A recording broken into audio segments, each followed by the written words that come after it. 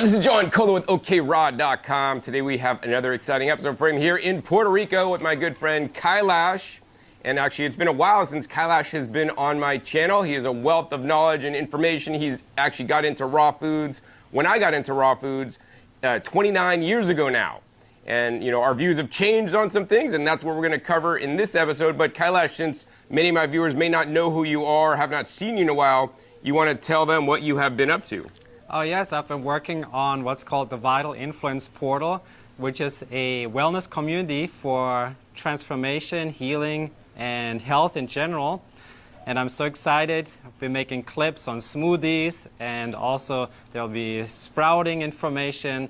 And of course, my main passion, guiding people through gentle movements called somatics or Feldenkrais, yoga therapy. So there's already lots of practices up there, and we'll also go live twice a week, Tuesdays and Thursdays, at sunrise, or we call it somatics at sunrise, where I'll guide a group of people live through a series of movements. So I'm very excited. Been working on that, and we just launched it, so it's out there, it's in the air. I'm happy about that.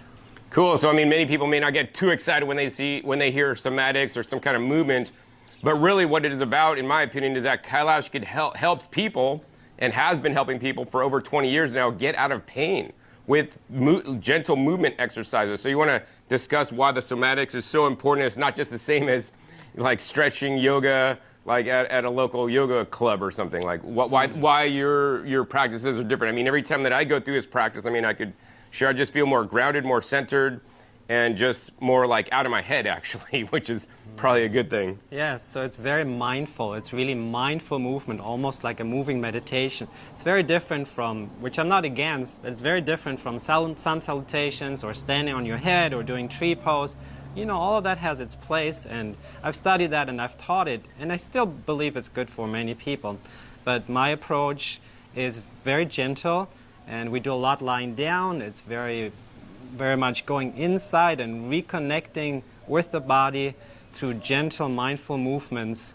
And they're somatics. Yes, I studied Hannah somatics and Feldenkrais. They're somatic techniques, and I also studied and teach yoga teachers and yoga therapists yoga therapy. So it's also therapeutic in its nature.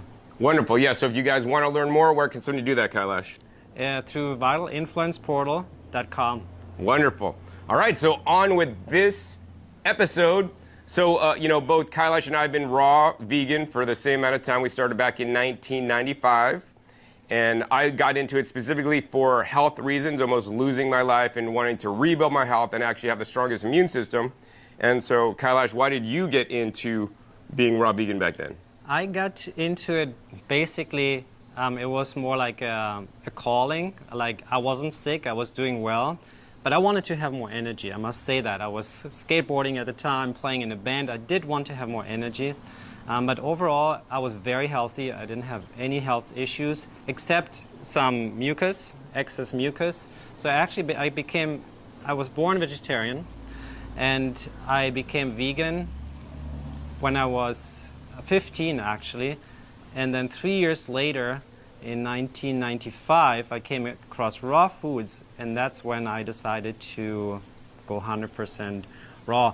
I was already eating very well. My parents, yogis, and the food was all homemade and hardly had any sugar, basically at our grandparents' house. So I have two brothers, so I say my parents, we ate very, very healthy. But still, I feel I could take it to another level at the time, which I did. And I was sprouting a lot as well. I was working for somebody who was growing sprouts commercially in the south of Germany, where I was living. So I already incorporated sprouts into my life before I came across raw foods. And it was really more like a spiritual intention. Sure, I knew a little bit about the physical benefits, but it was really, I learned about how good it is for meditation, and in fact, I became raw first, and then my whole vibration, I feel, changed, and then I started meditating soon after. It seemed like two things that go very well together.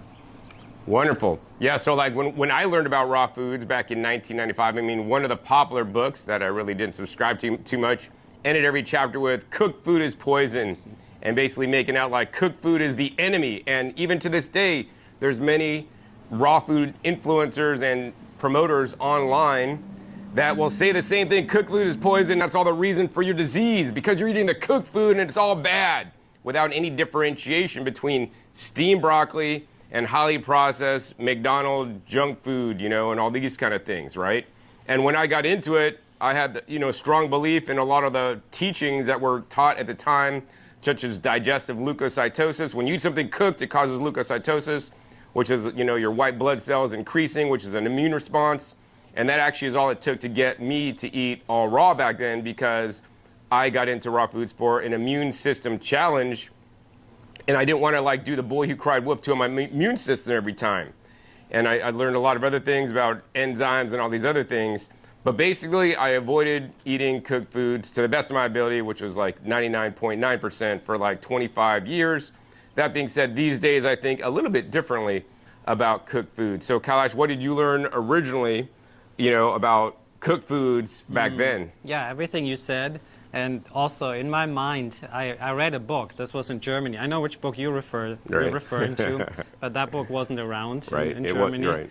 But I read something, a similar book, different author. Well, the book that I read was actually plagiarized from a book from, I think, Iran. So it might have been actually translated into German. Not that I know of. All right. I came across the book in the United States when I came here first in 1998.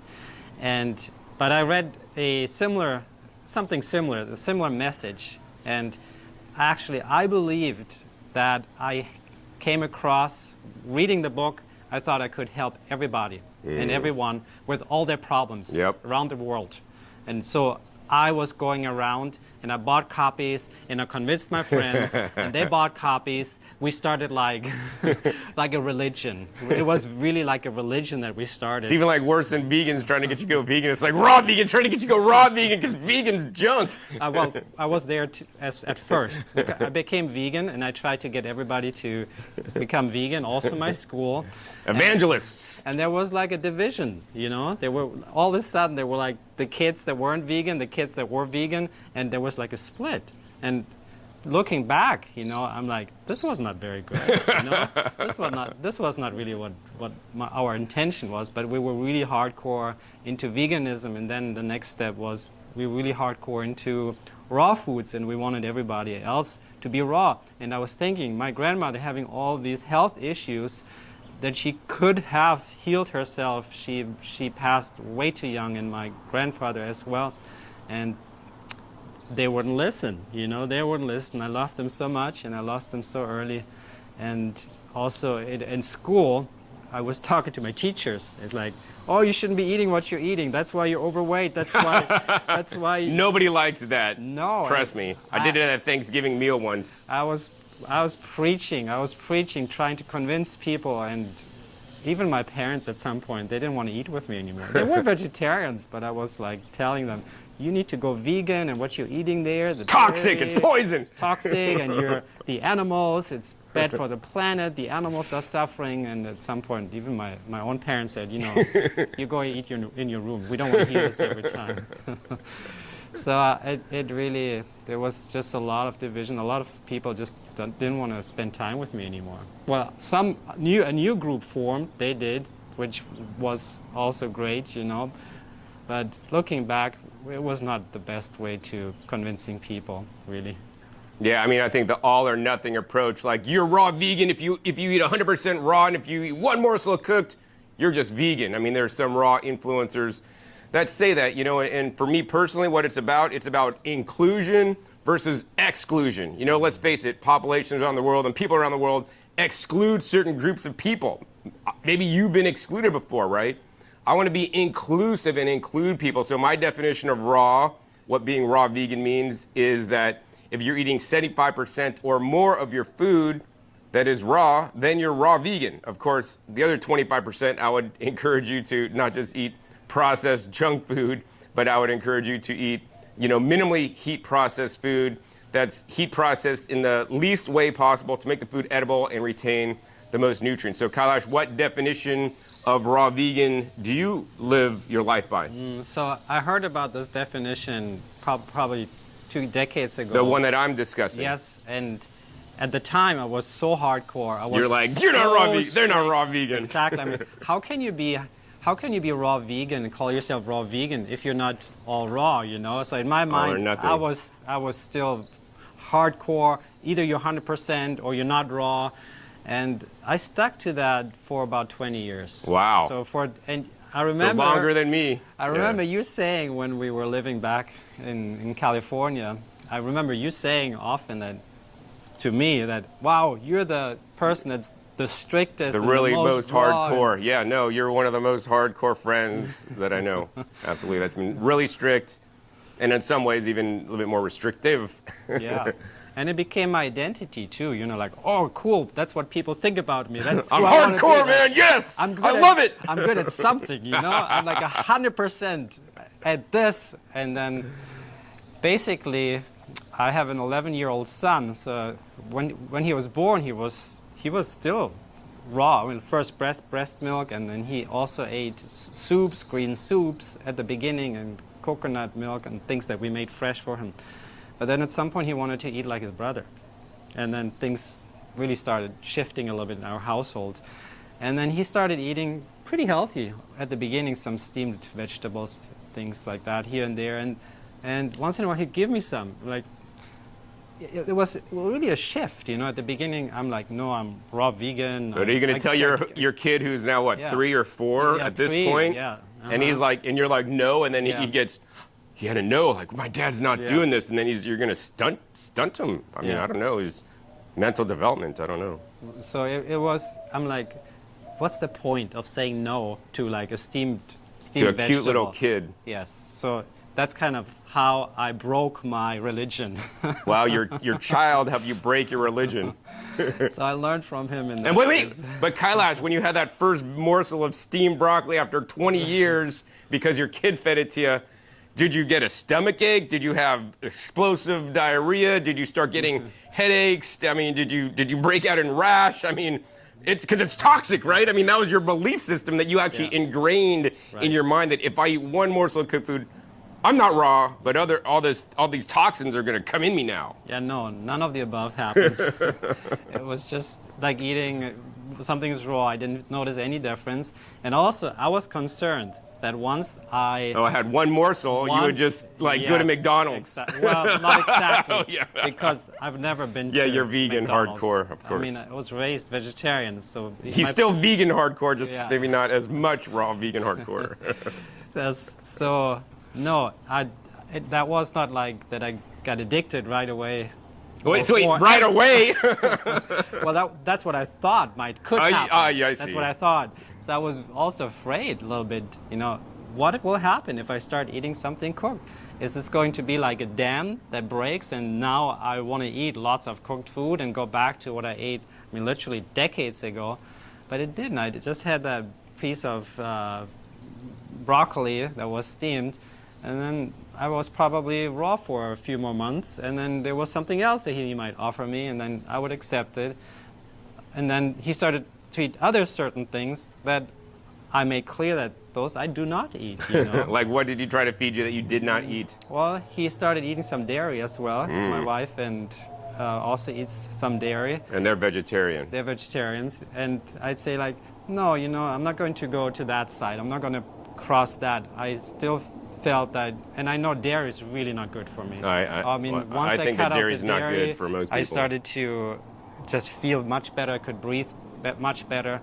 So the dairy, I still don't do any dairy or anything from animal, because I know it does harm to me, and also, of course, depending where it comes from. But also, I think a lot about the planet. That's also one of the big reasons I got into veganism. For the planet, not for myself. I did not think about myself, my health at all, because I was healthy, but I did think it was really 100% for the planet, for the animals when I became vegan. And then basically, no, I did not get addicted to cooked food, but I also, I could not say anymore, I'm 100%, you know?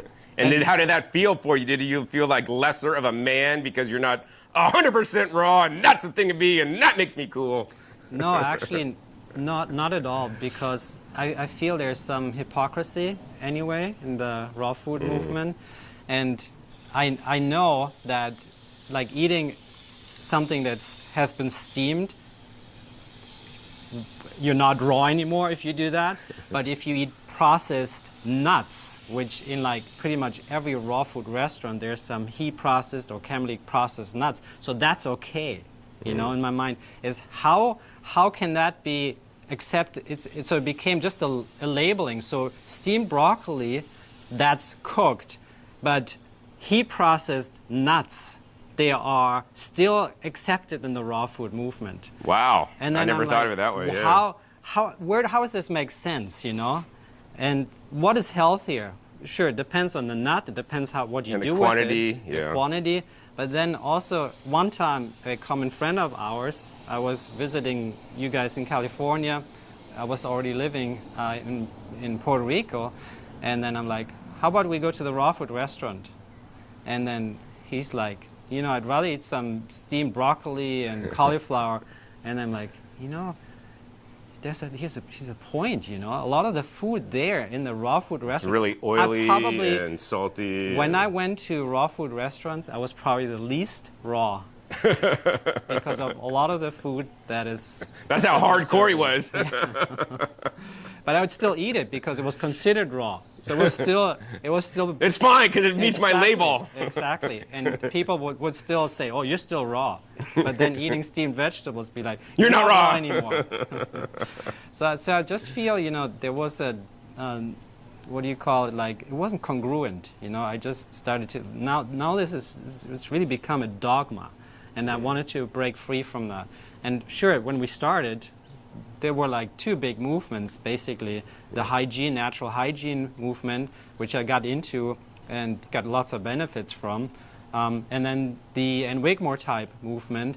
And right from the beginning, I kind of mixed the two because I was already into sprouting, and I was in Germany eating sauerkraut, and those things are more, and I was blending things, lots of things, especially vegetables, and that's more like the Wigmore movement. And then I was eating fruits, monofruit meals, and which is more the hygiene and eating things ripe and whatnot. So I feel it's always been a blend between the natural hygiene movement and the Wigmore movement.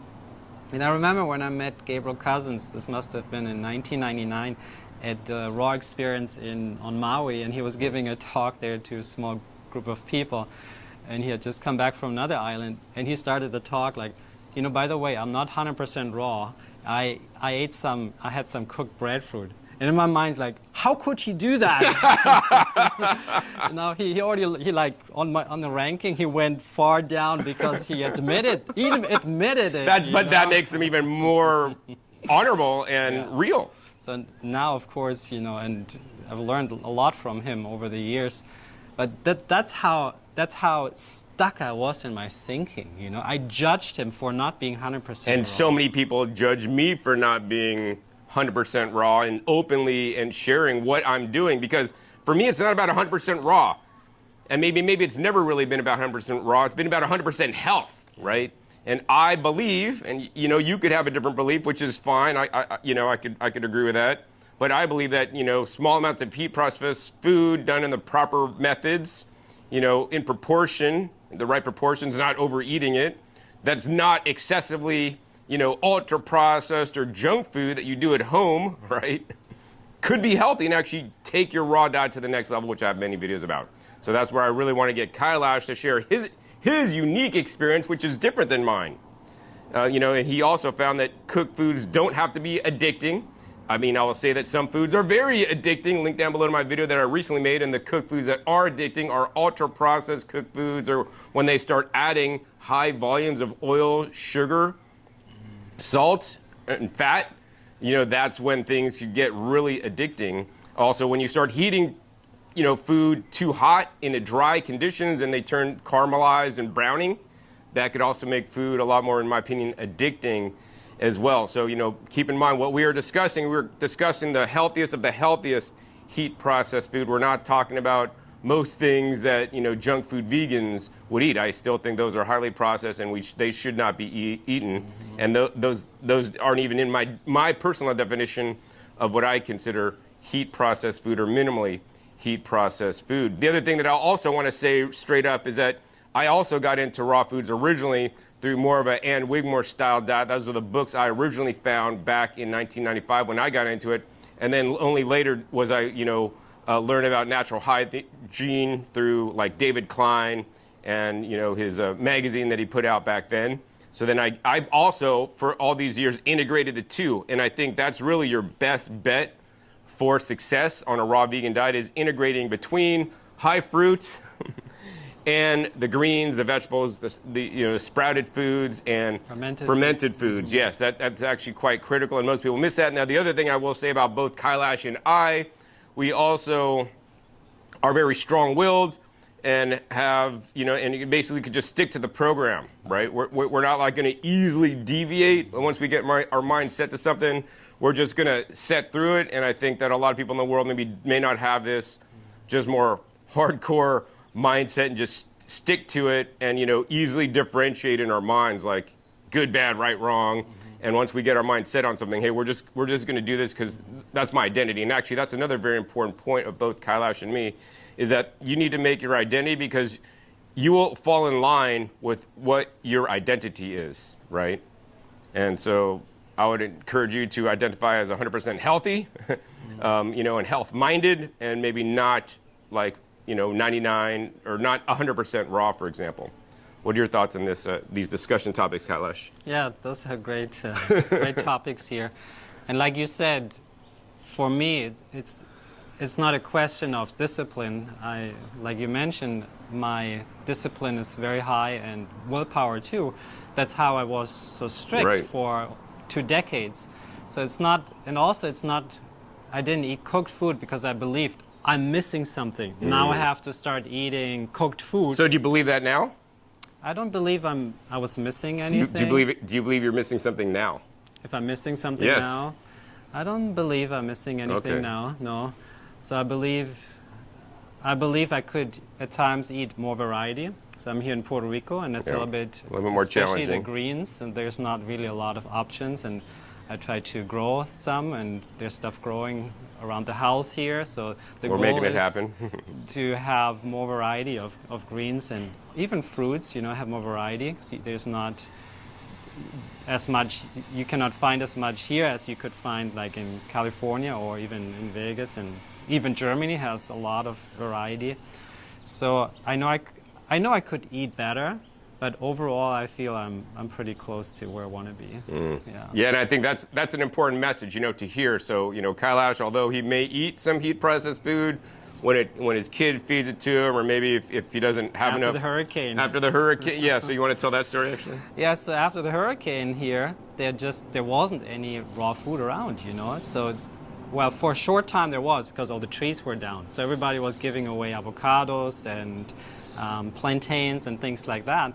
So for a short period of time there was fresh food available, but then there just wasn't. And basically we went to a steakhouse. I didn't eat steak.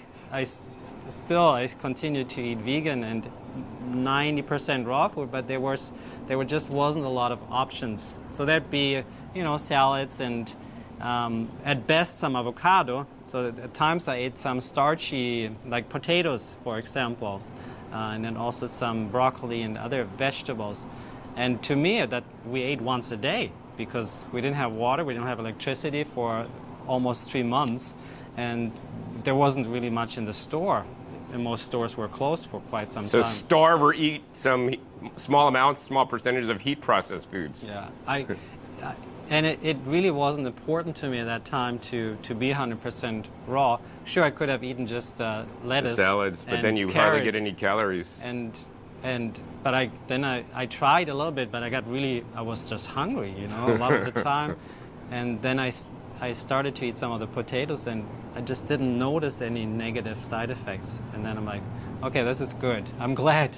And I didn't get addicted, you know. Like afterward, I could easily stop eating all those foods that I ate there. And so I realized that, wow, okay, it's not like how some people say, although for some I know it is. Yes, and that's what the thing I want to say. I mean, he's very disciplined, I'm very disciplined, and I know some people may not be as disciplined and they eat one baked potato and then they're just going crazy on French fries next, right? Yeah. So I'm not going to say how your experience is, because it also depends on, you know, your inner child, right? And if you've dealt with maybe trauma in the past, maybe you're eating emotionally, not eating for nutrition. Like I'm really, I'm eating for nutrition. Like I personally feel that by eating some heat processed foods that's minimally heat processed, I believe I'm making my raw diet better by adding additional diversity that I'm currently working on building my microbiome. So Kaelash, what are your thoughts on the whole microbiome theory of eating diversity, and my thoughts on if I'm heat processing food minimally to increase my diversity? You know, I know you necessarily don't think that you would do it based on how you answered previous questions, but what are your thoughts on that in general? Because I know you went through some extensive and actually a lot more microbiome like classes, like structured classes to get like a certificate than I have. Yes, well, I consider the two of us to be at the same level. Microbiome, I feel you know a lot about it, and you're reading studies and you're experimenting a lot with it. And I read the book you recommended. I did the course with Jason Horek that you also pointed out. So I do feel I know a great deal, but I feel there's people that know way, way, way, way more than I do. Yeah. And based on the teachings, Jason's teachings, the resistant starch, something to be said. Yes, I know. Good, how beneficial that is to your microbiome. And like I said, I feel I'm maybe moving toward becoming well educated, and I feel I still have some ways to go. And there definitely is, there's something to be said. And supposedly from what we're seeing, there can be a lot of benefits eating some starchy foods. Yeah, resistant starch. Yeah, so of course I've already made a video on resistant starch because I've also identified this is very important. And I know for those of you guys that want to stay raw, there are ways you could actually up your resistant starch on a raw vegan diet. So I found those ways and I share them in the video. That's why I make my videos, because I don't want to just typecast you to make you follow me and, oh, John's eating heat processed. So if you don't want to eat heat processed, I'm going to show you guys ways you can do it raw. Now, is that going to be as good as adding heat processed when you get a lot more diversity and better resistant starches, because you could heat them and cool them and all this stuff and make it more resistant? I would say not, but hey, link down below to my video on resistant starch and why it is so critical for our health. So Kaelash, what are some other myths or things that you thought about cooked foods back then when you learned about it, you know, that you may not believe now? Because to state things out, you know, you don't like actively heat process foods.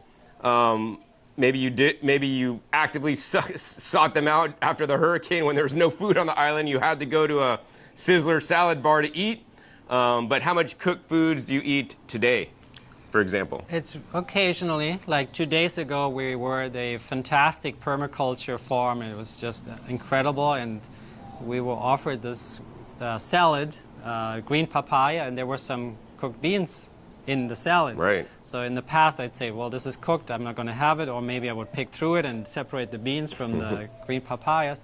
And it was fresh, it would look good, and I'm like, okay, I think this is not going to do any harm. If I thought this could do harm to me, to my body, I'd be like, no, I'm not going to have it. And I have some other sensibilities, right, like of course, to citrus. And so for me, for example, my particular body, if I have citrus, it gives me canker sores. So I have to be very, very, not just citrus, but acidic foods in general. And so, whereas if I eat beans, I have no negative, cooked beans, heat processed beans, I have no negative side effect from that. So could suffer tremendously eating like tomatoes, whereas if I ate some heat processed beans, I have no negative side effect. And so, yes, I accepted the salad and enjoyed it, and it's not something then that I go home and go, okay, all right, let me make beans now every single day, and so it's really occasionally when I'm offered something. In the past, I'd say no, I'm 100% raw. If I'd be at somebody's house and they'd offer something to me, I'd be like, no, 100%, I don't do this. And now I'm like, I ask, what else does it have? And I think about it. So I still don't just accept whatever, and eat whatever. Right. So I ask what it has, the ingredients, and then I decide, is this going to be good for me or is this not going to be good for me? And if it isn't, I'll be very honest with them and tell them about my experience that I had maybe eating something similar, and I thank them and bless the food and bless them and tell them, you enjoy it. I'll sit here with my water. I'm very happy with just my water. Thank you. Yeah, we had some amazing hibiscus cold tea. Yeah. But yeah, so, I mean, stay with me. Like, in the olden days, I would just, it has beans or cooked, I'm not eating it. But I also ate it, and I didn't feel any ill effects. That being said, I am particular. So, I mean, I think the first thing that I asked them is what's in it to find out the ingredients, which they explained, and then I saw openly that they actually heat process the beans in water in a pot. So that's also a very important criteria for me when I determine if I want to eat something or not, because normally all the heat processed foods I eat, I make myself with my 2 hands and my Instant Pot. So I only want to eat things that would align with how I would process foods, which would be water cooked, not, baked or fried or anything. Like, I still won't eat any heat processed foods like that. And of course, I mean, we're sitting on a permaculture farm. Like, they grew a lot of the ingredients that actually went in to the papaya salad that was actually freshly harvested. Although we'll say the papayas could have been shredded more finely, like matchstick would have been better.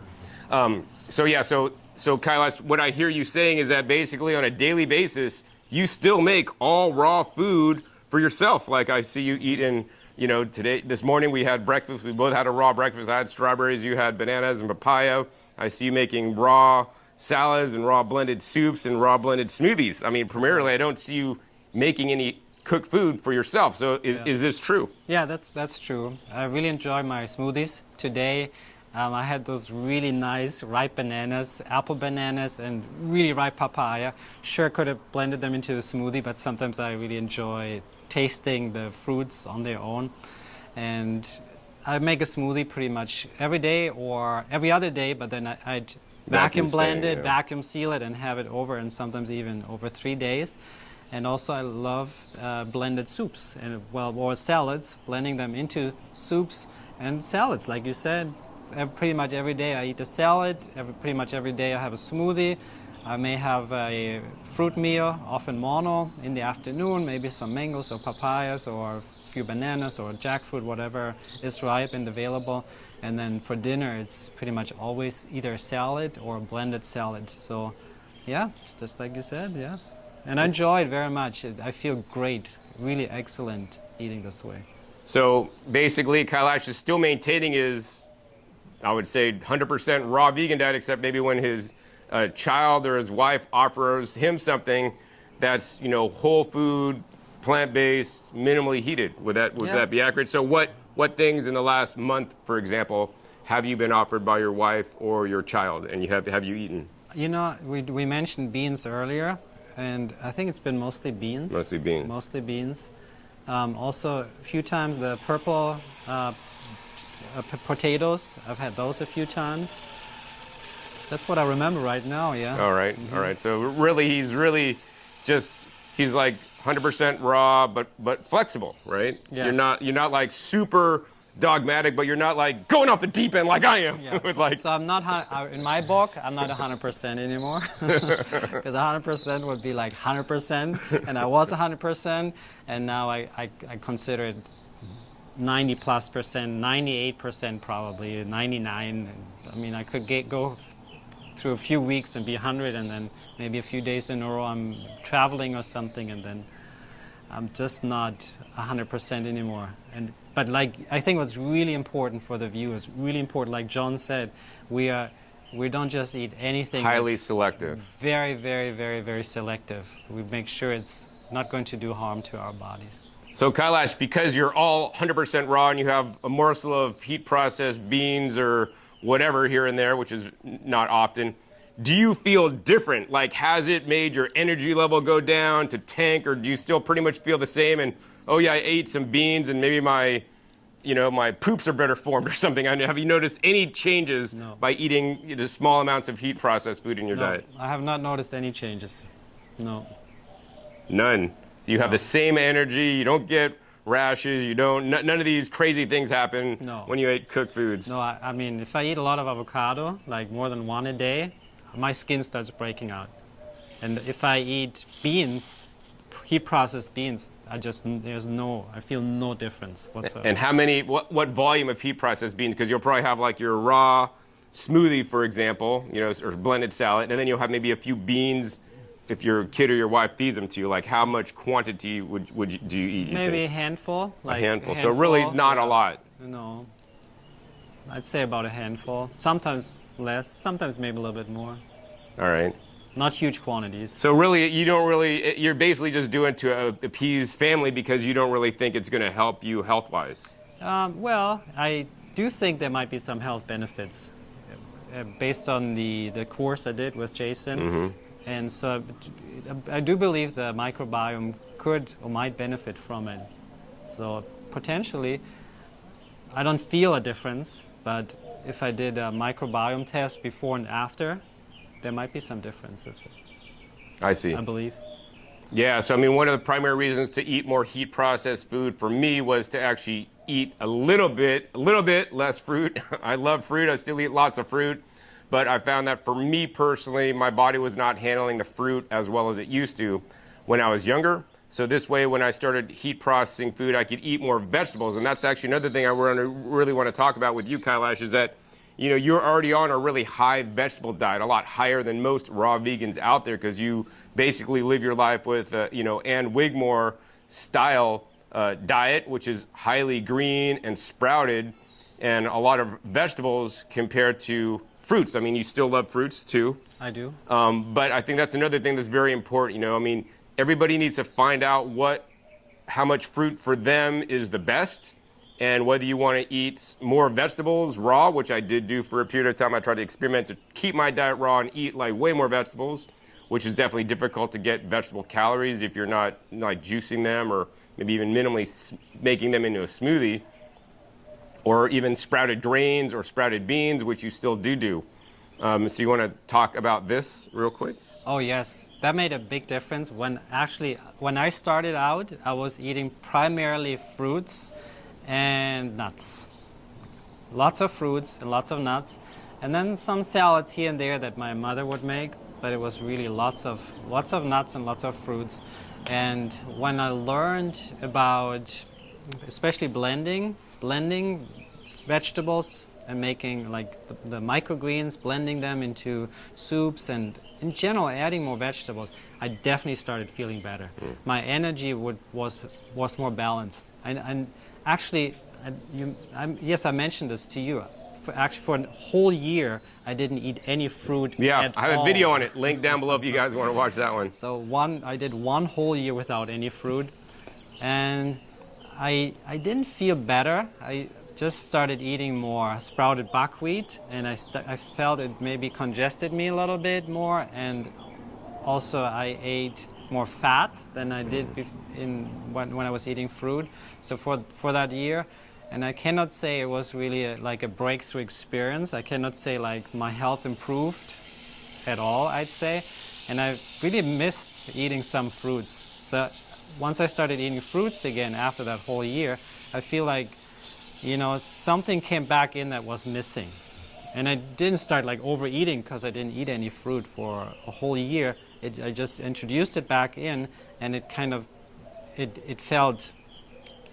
made a difference in the sense of, I really, and it's not just health-wise. I feel like I had more like balanced energy maybe, eating vegetables and then adding fruits back in.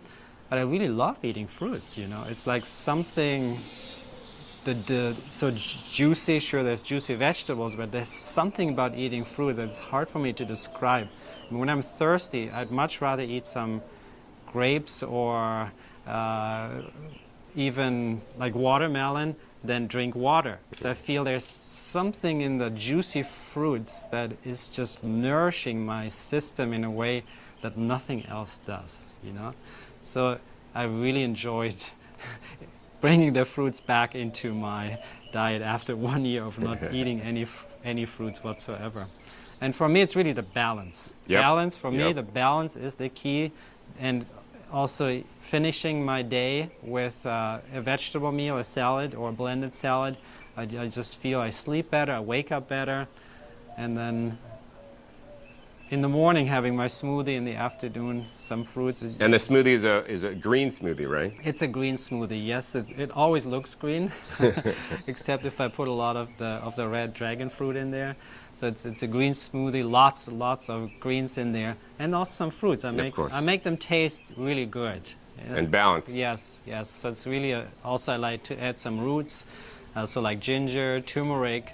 I like to add some seeds. Maybe it could be chia or flax or sprouted oats. So, and then I like to add some other things like clove and the black pepper to activate the turmeric, and then I may have some papaya in there, and water, and lots of greens, and some other things as I find them different, whatever's available. Wonderful. Yeah, I think green smoothies are an excellent way to up your percentage of vegetables and greens, and more importantly, balance out your diet. That's another very important discussion topic we can't probably cover today. But I do want to share with you guys, I want you guys to click that subscribe button right down below, because if you're enthralled with Kaelash's smoothies and how he makes them, you know, in the future episode, actually, which we already filmed, I just haven't released yet, I will be coming out with a video where Kaelash shares his meal replacement smoothie, you know, that's John approved, that's actually really tastes good, that's really going to get you full. So make sure you click the subscribe button, make sure you click the little bell to get notified when that video comes out. So Kaelash, let's see. I want to finish up real quick, but I want to share real quick what I eat that is heat processed. I mean, mainly, like last night I had heat processed mixed vegetables with mushrooms and black beans with some kombu and some squash in there. But before that was like a little bowl, and then before that I had a whole raw salad. And then I think before that in the day I maybe had some fresh juices and I had some fresh fruit. Like I think I mostly ate bananas. I had some oatmeal, heat processed sprouted oatmeal with like mango and papaya. So I mean that's how much heat processed food I eat. I eat mostly raw during the day, then I might have like a heat processed meal or additional items like purple sweet potatoes, purple potatoes, artichokes, one of my favorite. I made some artichokes here the other night. Mushrooms also very critical and important, and also of course like heat processed beans as well as other grains and like pseudo grains, so like the quinoa, the millet, the teff. I like to do a mixture, the buckwheat. I like to do a mixture of all these grains because once again for me it's about diversity and also rounding out my diet and balancing my diet for me. Kaelash has got his diet balanced out for him and what works for him, and I would encourage you to balance out your diet for you. Everybody has to figure out their ratio of fruits. Maybe you're going to eat 80% fruit, 20% vegetables. I don't think that's enough vegetables personally, but you got to find out what works for you. And then even then, if you just classify yourself as raw, that limits you as to fruits, vegetables, nuts, seeds, some sprouted beans, maybe some sprouted grains. But that's why I started incorporating heat processed foods. So now I could like maybe lower my fruits and now have some more starchy vegetables or beans that are good and also resistant starch, other phytonutrients to balance out my body and provide my body more nutrition.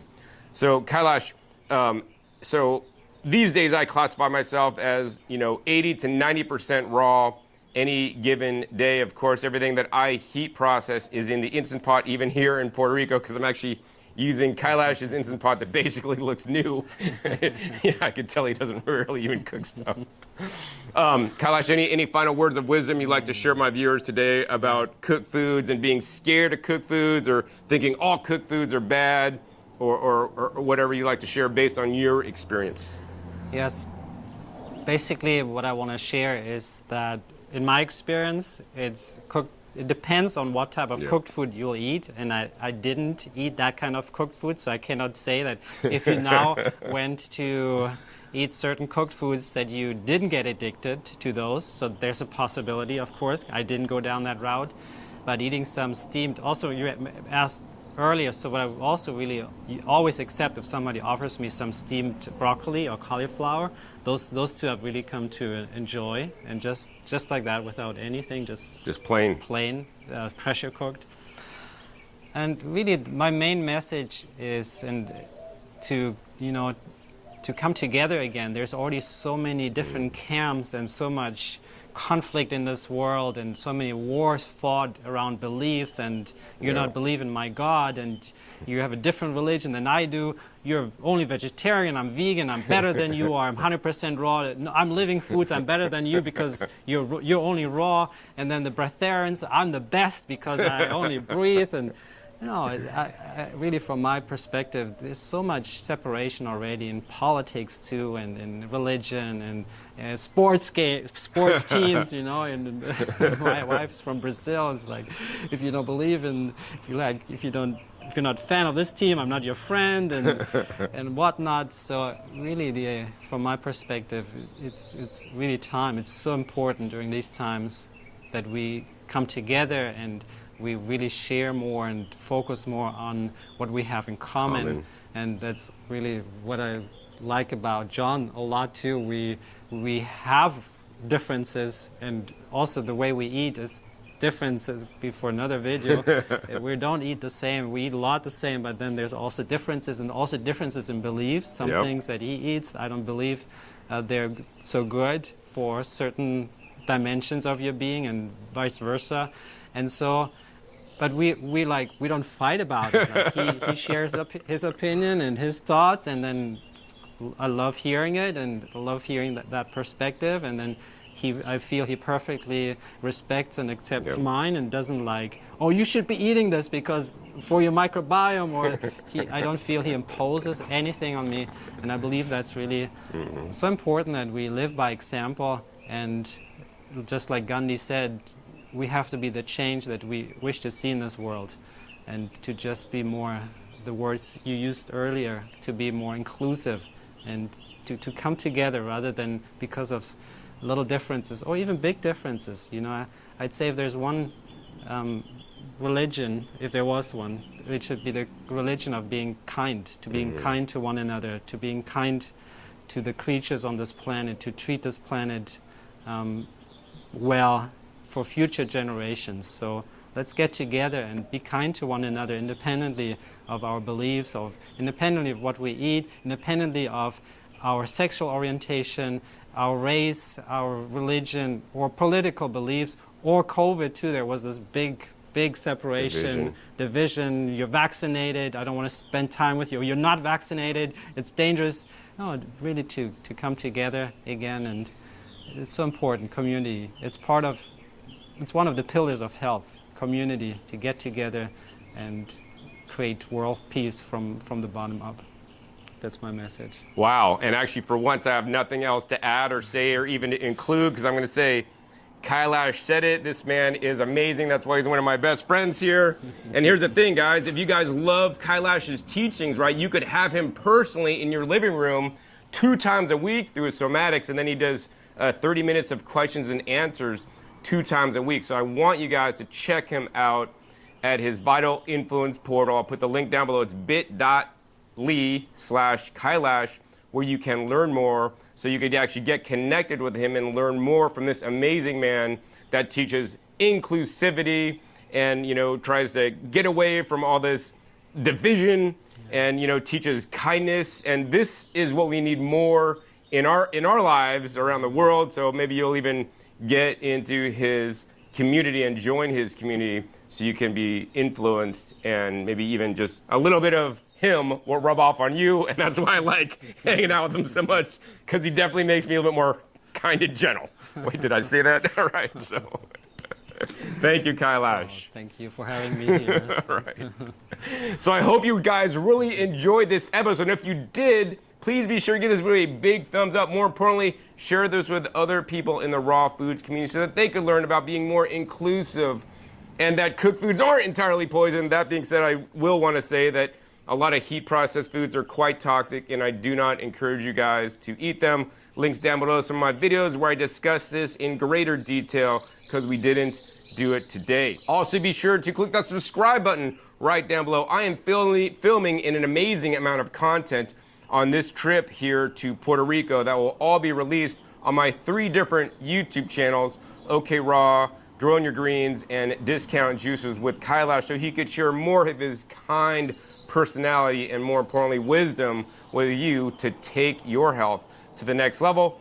So make sure you click the little bells to get notified on this channel when my new videos come out. And finally, be sure to check my past episodes. The past episodes are a wealth of knowledge. I have over 700 episodes at this time on this channel dedicated to teach you guys all about eating more fresh fruits and vegetables. I'll put a couple links down below to some of my favorite videos in the past I've made with Kaelash, including why you need to be eating more living foods, which is something he eats a lot more of than I do. So that needs to rub off on me as well, because I highly believe in the living foods as well. So with that, my name is John Kaelash with OKRaw.com. We'll see you next time, and until then, remember, keep eating your fresh fruits and vegetables. They're always the best. Thanks, John.